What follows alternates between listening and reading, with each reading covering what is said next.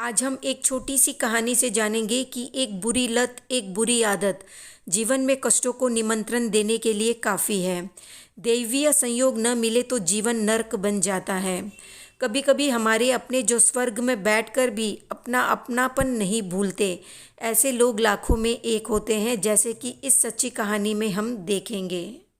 राजा नैषद का पुत्र था राजकुमार नल और राजा भीम की पुत्री थी दमयंती। भविष्य में नल का विवाह दमयंती के साथ हो गया। राजा के स्वर्गवास के बाद नल राज सिंहासन पर बैठा।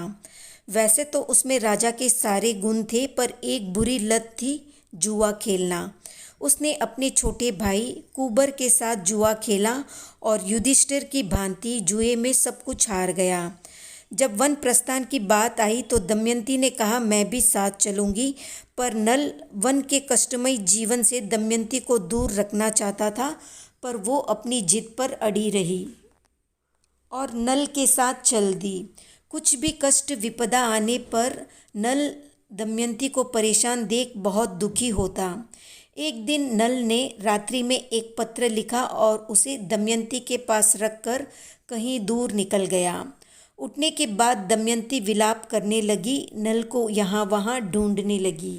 उसके करुण विलाप और पति के प्रति निष्ठा देखकर एक दानव को उस पर दया आई और वो बोला, अभी तुम जाओ, 12 वर्ष बाद तुम्हारा पति तुम्हें सकुशल मिल जाएगा।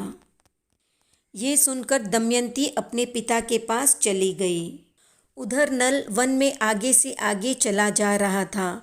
उस समय उसका पिता नैषद, जो 5वें स्वर्ग में देव बना था, अवधि ज्ञान के योग से नल को विपदा में घिरा देकर वहां आया और वन में बांसों के जलते झुरमुट में सर्प का रूप बनाकर सहायता एवं रक्षा के लिए पुकारने लगा।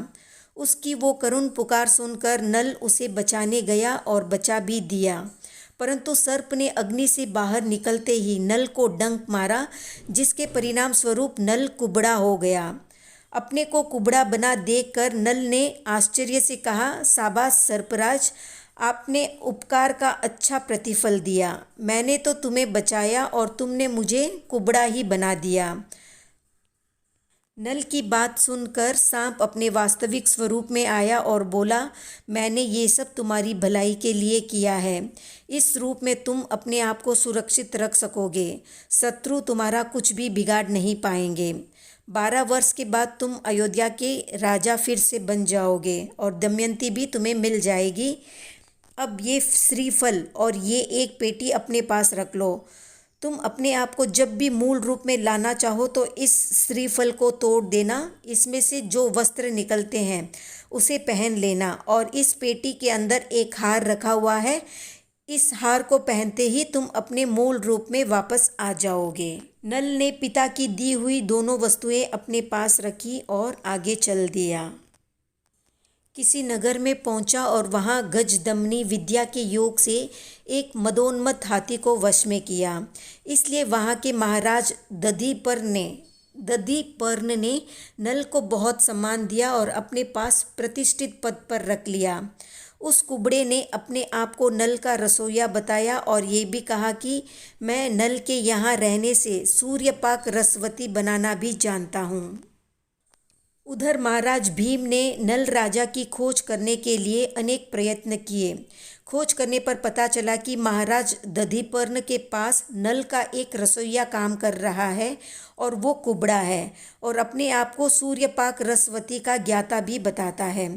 तो दमयंती ने सोचा कि हो न हो ये नल ही होना चाहिए, क्योंकि उसे ही ये रसवती सूर्यपाक रसवती का ज्ञान है। नल को वापस लाने के लिए राजा भीम और दमयंती ने एक नाटक रचा।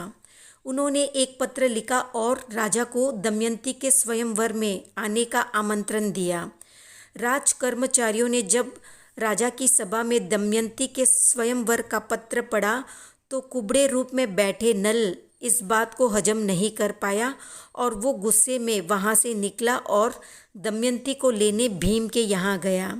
दमयंती को लेकर कुबर को हराकर अपना राज्य वापस लिया और अयोध्या का राजा बन गया। अंत में नल दमयंती ने अपना राजपाट अपने पुत्र को सौंपकर साधुत्व स्वीकार कर लिया। ये वही दमयंती है जिनकी गणना 16 सत्यों में की जाती है जैन जगत में। वीडियो पसंद आया तो लाइक शेयर सब्सक्राइब करें।